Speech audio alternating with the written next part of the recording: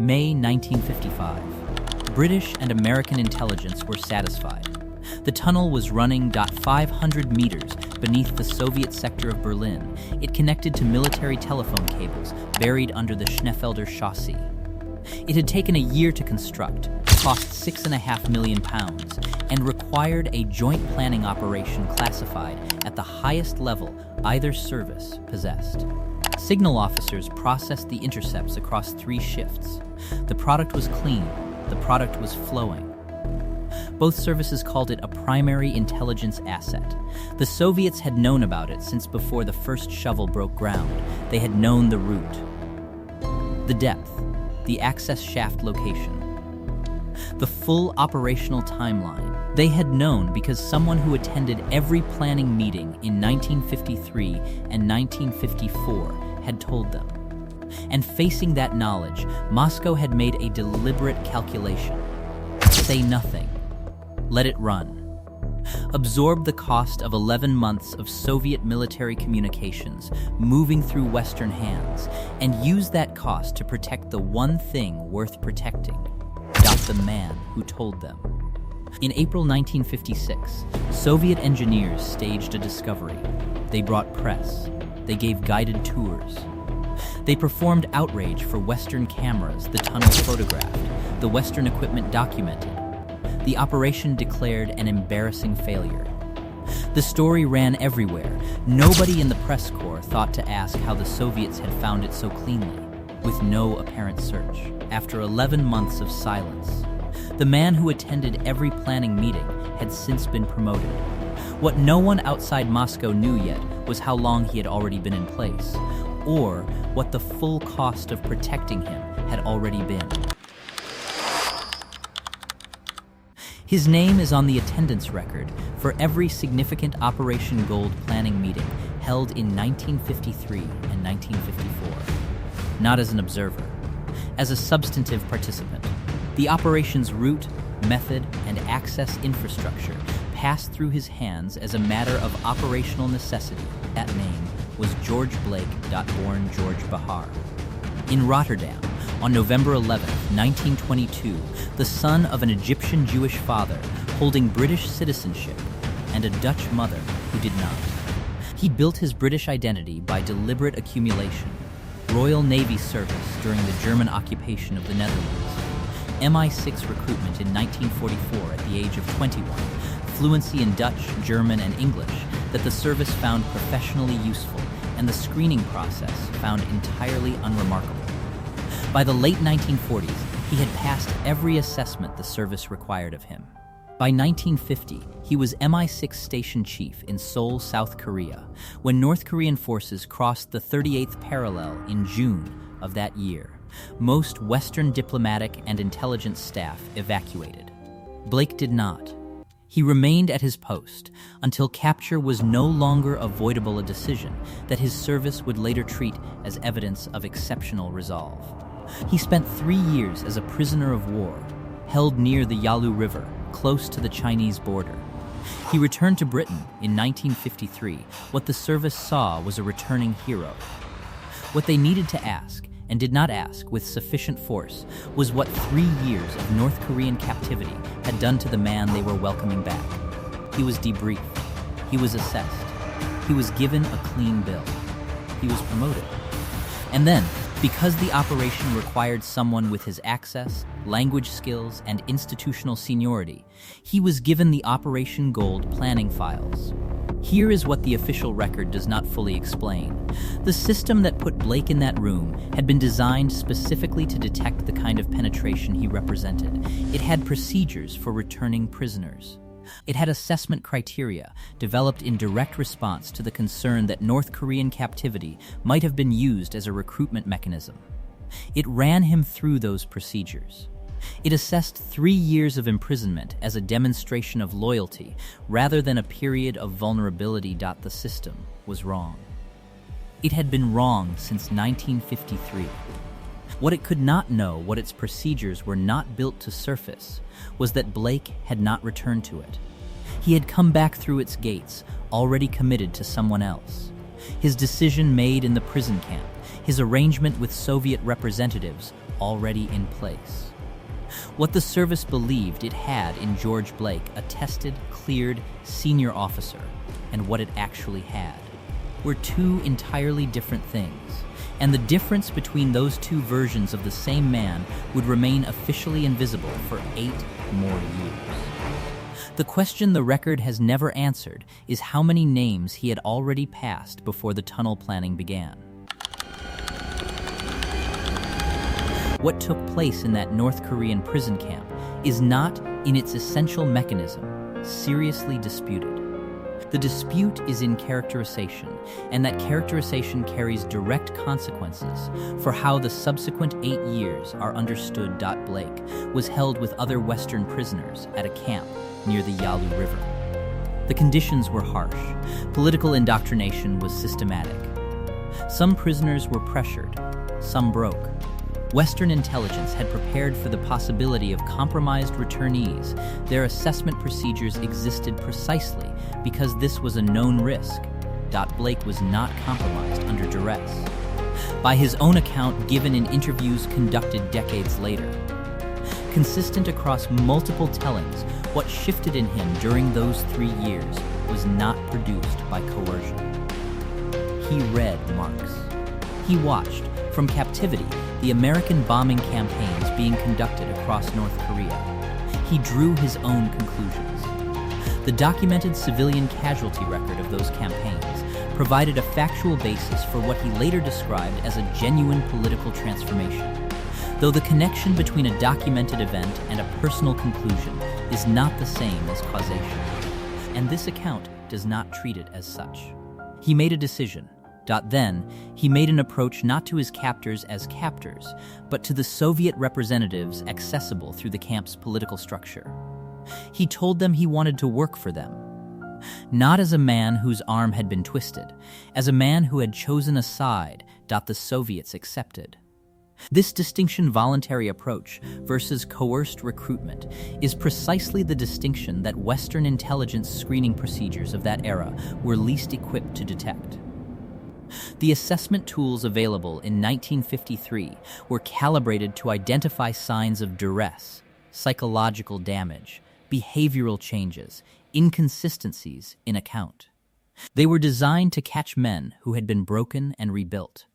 Blake had not been broken. He had walked back through the gate intact, coherent, and with his story perfectly consistent because his story was true in every detail he chose to share. What he chose not to share was the arrangement already in place. From 1953 onward, every classified file he touched, every operation he participated in, every name he encountered in the course of his legitimate duties moved toward Moscow through channels that have never been fully reconstructed from the available record. The precise mechanism, the communication method, the frequency, the handling chain, remains only partially documented in what has been declassified. What is documented is the scale, 8 years of access. 8 years during which George Blake held positions within British intelligence that routinely placed the identities of human sources in front of him. What happened to some of those sources is documented too. The documentation is in court transcripts, not in the intelligence files, and what it confirms is narrow, and what it leaves unnamed is far wider than what it confirms. The 8 years began in 1953. They would not end until a Polish intelligence officer, working under the codename Sniper, defected in April 1961 with something in his files that he had been sitting on since 1958. The intelligence tradecraft term for what Moscow did with Operation Gold has a precise name: source protection. When Blake passed the tunnel operations details to his Soviet handlers before construction began, before a pound of the 6.5 million had been committed, before a single cable was tapped, Moscow faced a decision with no clean answer. Acting immediately would neutralize the operation. It would also expose the source. A tunnel betrayed before it is dug can only have been betrayed by someone who knew the plans before the digging. The list of people with that knowledge was not long. So the Soviets absorbed the cost. They waited while Western construction teams dug 500 meters beneath an occupied city. They waited while the intercept station was built and manned. They waited while 11 months of Soviet military communications moved through Western hands, and whether those communications were curated during that period. Whether Soviet personnel selected what moved across the monitored lines in ways that shaped what Western analysts received. The declassified record does not confirm. What it confirms is that Moscow chose to let the operation run and chose to absorb whatever intelligence cost that decision carried in order to protect one man's continued access. This is not a small calculation.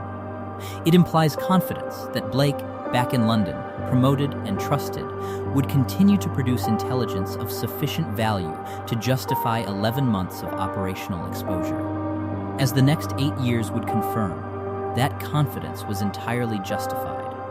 In April 1956, Soviet engineers staged a discovery. They attributed it to routine maintenance work. They brought journalists. They gave guided tours. Western equipment was photographed. The operation was officially declared a failure. The Western press reported Soviet outrage. Nobody asked why the discovery had been so clean, so precisely located, so free of the apparent fumbling that genuine accidental discoveries tend to involve. The answer was that it had not been accidental. But the question was not asked in public for years, and by the time it was, the man who could have answered it was already back in London, working on other operations. His KGB relationship intact and invisible. What the tunnel episode established, though it would not be understood in these terms until after Blake's arrest, was not primarily an intelligence failure on the Western side. It was a demonstration of the specific way an embedded, trusted, voluntary source can be protected, not by neutralizing what he has betrayed, but by managing the exposure of what he has betrayed so carefully that the source's position is never threatened. Blake was not protected by Soviet secrecy alone. He was protected by Western confidence in its own screening process. Both conditions had to hold simultaneously. For 8 more years, they did.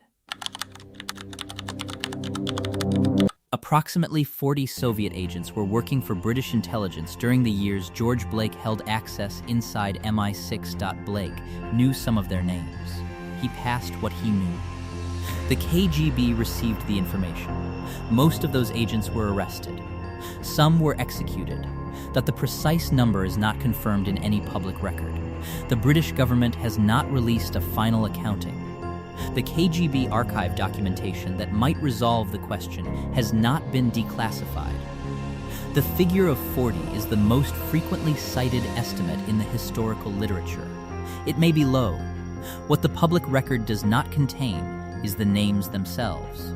The files that would carry those names remain closed. The families of the people who were arrested or executed have no equivalent public document attached to their cases. No published trial records, no sentences accessible. In most instances, no acknowledgement that a case existed. What is documented is the category of consequence, arrest and imprisonment for those who survived contact with the Soviet security apparatus after Blake's intelligence reached Moscow, execution for those who did not. Lord Chief Justice Parker, sentencing Blake at the Old Bailey in May 1961, stated publicly that the sentence he was imposing reflected the fact that Blake had caused the deaths of British agents. That statement is part of the trial transcript. The agents are not. Now, consider what 1958 means against this. In that year, 3 years before Blake's arrest, a Polish intelligence officer named Mika Goleniewski made his first contact with the CIA. He was operating under the codename Sniper. Among the information he began passing was evidence of a penetration agent inside British intelligence.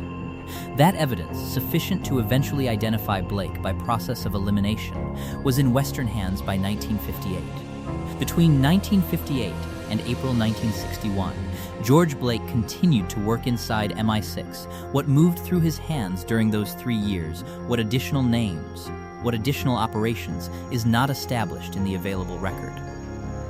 The 3-year window between Goleniewski's first contact and Blake's arrest represents the narrowing of a gap that had been open since 1953. The Goleniewski intelligence required analysis, cross-referencing, confirmation. The process took time it may not have needed to take. Whether those 3 years cost additional lives is a question the official record neither asks nor answers. The sentence was 42 years, the longest handed down by a British court to that point. Their sentences, for the agents whose names are not in the trial transcript, have no end date in any document available to the public. In April 1961, Mika Goleniewski's intelligence had given MI6 a starting point, a penetration agent present at the Operation Gold planning meetings. The service compiled the attendance list. Blake's name was on it. He was brought in for questioning. He confessed within hours, by some accounts within the first direct exchange, as though the weight of maintaining the secret had become, at the precise moment of confrontation, heavier than the secret itself. He was charged. He was tried at the Old Bailey in May 1961. Lord Chief Justice Parker sentenced him to 42 years, stating explicitly that the sentence reflected the deaths Blake had caused. Blake said nothing in response. He was sent to Wormwood Scrubs. In October 1966, 5 years into a 42-year sentence, he left. Sean Bourke was an Irish petty criminal who had encountered Blake during an earlier sentence of his own at Wormwood Scrubs. He had developed what the historical record describes as an intense personal preoccupation with Blake during that time. After his own release, Bourke maintained contact, visited, wrote letters. When the possibility of escape was discussed in terms that were never entirely hypothetical, Bourke acted on it. He threw a rope ladder over the prison wall on a specific evening in October 1966. Blake climbed it. Bourke was outside with a car. Over the following weeks, Blake was concealed in a London flat by Pat Pottle and Michael Randall, members of the Committee of 100, a British anti-nuclear protest group. Pottle was an activist. Randall was an academic. His wife Anne was a participant. None of them were intelligence professionals. None of them had operational training or institutional resources. What they had was a campervan, a family, a compartment built beneath the floor, and Michael Randall's willingness to drive his children across Belgium, West Germany, and into East Berlin, with George Blake concealed beneath them. The most damaging penetration agent in British intelligence history, a man whose name was on every MI6 watch list, whose photograph had run in every major newspaper, for whom a 42-year sentence had been constructed specifically to serve as deterrence, crossed into East Germany inside a family vehicle. Under the children of the man who had decided to help him, the British authorities knew who had helped. The decision not to prosecute Pottle, Randall, or Bourke at the time was made and never publicly explained. It would take 23 more years, and a book before the British legal system would attempt to hold them accountable, and by then, the calculus of what accountability looked like had changed entirely. In 1989, Pat Pottle and Michael Randall published a book. It described, in their own words and in precise detail, exactly what they had done. They named themselves. They documented the campervan. They documented the compartment. They documented every stage of the operation. They did not publish it as a confession. They published it as an account they were prepared to defend. They were charged in 1991. They stood in a British court, admitted everything, and presented the jury with their own published account of the crime. The jury acquitted them. The verdict was returned in 1991, the same year the Soviet Union ceased to exist. Sean Bourke had already died in 1982, having published his own account and returned to Ireland. He did not live to see the system he helped serve collapse. George Blake died on December 26, 2020, in Moscow, aged 98. He expressed no regret. There is a detail in the institutional record that receives less attention than the escape: the trial or the acquittal. It concerns what the British government did and did not do after George Blake's KGB relationship was fully established in 1961. The screening procedures that had cleared him in 1953 were examined. Reforms were discussed. But the files containing the identities of the agents whose deaths Lord Chief Justice Parker referenced in his sentencing statement were not opened, not released, and not shared with any public inquiry. They remain closed.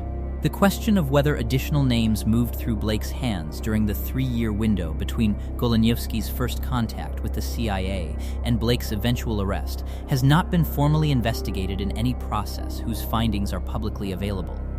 The relevant files remain classified. No review of their status has been publicly announced. What Parker said at the Old Bailey in 1961 sits in the trial record. He said that the sentence he was imposing reflected the deaths of British agents. That is documented. It is part of the permanent public record of what occurred. The agents themselves are not in that record.